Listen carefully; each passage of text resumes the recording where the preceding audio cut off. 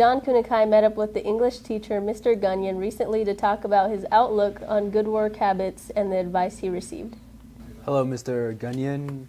In your profession, what is the best advice you have received?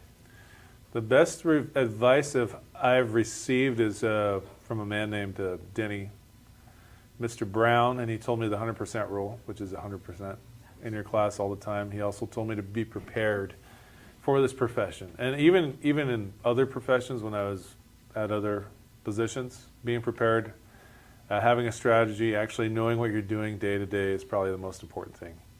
Managing not only your class, your time, managing all the materials you use. You must have been a wise guy. What is one common piece of advice you actually do not recommend?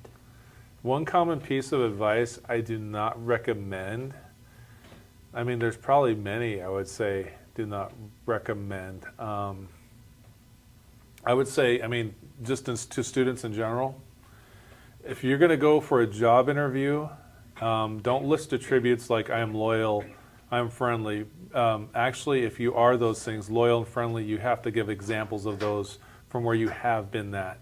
So you can list things, but make sure you give examples. You can list things, I can do this or that, but you need to give examples, concrete examples of how you've done those things in your life.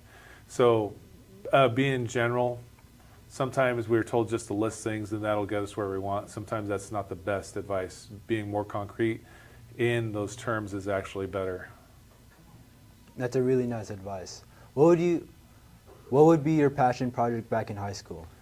My passion project back in high school would probably have been the band I was trying to form with my friends, a heavy metal band. And it was always hard because we could never find a drummer or a bass player or a singer. So it was just two guitarists in a basement, me and my buddy Aaron. We were just playing guitar all the time, nonstop. So.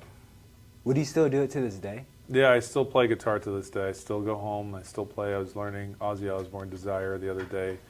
And then when I was watching YouTube videos and I was like upset because the guy said it was an E flat, and then I realized one of the notes actually goes down to C sharp, so his version of it was technically wrong, so yeah. If you have a staff member in mind for us to highlight in October, reach out to the Multimedia team. Leave a comment on this video. And make sure to like and subscribe.